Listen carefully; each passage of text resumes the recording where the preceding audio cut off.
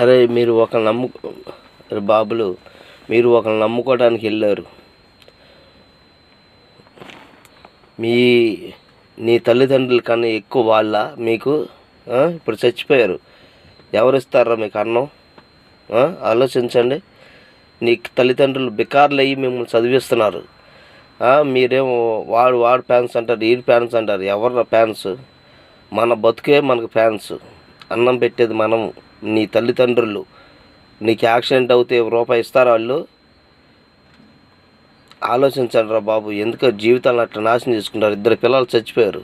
వయసుకు వచ్చిన పిల్లలు. ఆ తల్లిదండ్రులు ఆవేదన అట్టే ఎవరు తెలిసింది? వాళ్ళు 10 లక్షలు ఇస్తే సరిపోద్ది, 20 లక్షలు ఇస్తే సరిపోద్దా మీ జీవితాలు? సినిమా చూడొచ్చు, తప్పులేదు. అభిమానం ఉంటుంది, ఎవరి అభిమానం వాళ్ళకు ఉంటుంది. కానీ మరీ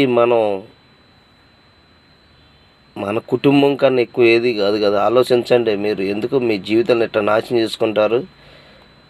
సినిమా అనేది మనకు ఒక భాగమే మన శరీరంలో, అంతేగాని లైఫే సినిమా కాకూడదు.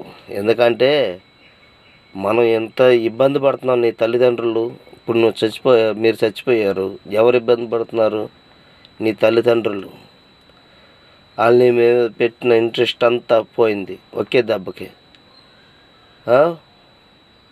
ఇప్పుడు ఎవరు నీ తల్లిదండ్రులకి ఎవరు తోడుకుంటారు? మీకు నీ తల్లిదండ్రులు ఒంటరిగా ఉంది. నీ తల్లి ఎవరు తోడుకుంటారు?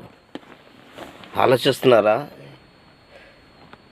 నీ తండ్రి మంచంలో ఉంటారు. వాడికి ఎవరు చేస్తారు సేవలు? ఇదేనా మీరు నేర్చుకున్నది? అభిమానం ఉండాలి. అభిమానం ఉంటే నలుగురికి అన్నం పెట్టి ఆయన పేరు మీద తప్పులేదు దాంట్లో. కానీ ఇప్పుడు మీరు ఎవరైనా అభిమానం ఉండాలి కాదంటలే, కానీ ఎంత మటుకు అభిమానం ఉండాలి? కొంత మటుకే ఉండాలి. మనం 10 మందికి సహాయం చేసేటట్టు ఉండాలి. ఇప్పుడు చూడు, ఎవరు బాధపడతారు? ఇప్పుడు ఆ నష్టాన్ని, ఆ తల్లిదండ్రులకి నష్టాన్ని ఎవరు పోల్చగలరు?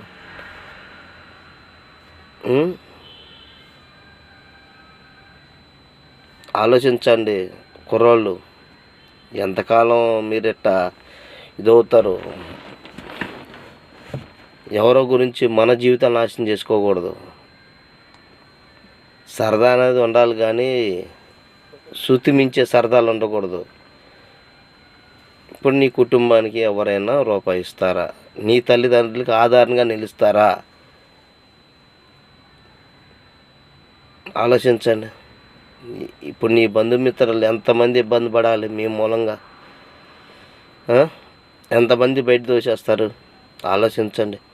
ప్రతి ఒక్కళ్ళు, ప్రతి నిర్ణయం తల్లిదండ్రులు, కొంతమంది పెద్దలు ఎందుకు చెప్తారో ఆలోచించండి. ప్రతిదీ కూడా అన్నీ సోటిగా తీసుకోకండి. లైఫ్ కొంతకాలం ఉంటుంది. మీకు కుర్రోళ్ళు కాబట్టి మీకు తెలియదు లైఫ్ అనేది. రేపు పెళ్ళిళ్ళు అవుతే మీకు అనేది ఒక పిల్లలు పుడితే అప్పుడు తెలుసు లైఫ్ విలువ, జీవితం విలువ అనేది అప్పుడు తెలిసింది. ఇవాళ సరదాలు చేస్తారు, ఏదైనా చేస్తారు, కానీ సరైన తగరాని దెబ్బ తగిలిందంటే అప్పుడు తెలిసిద్ది లైఫ్ విలువ ఏంటో. అప్పుడు దాకా మీకు తెలీదు. కానీ మీరు ఈ లోపల చనిపోయారనుకో ఎంత బాధపడతారో తల్లిదండ్రులు. ఆలోచించండి ప్రతి ఒక్కళ్ళు.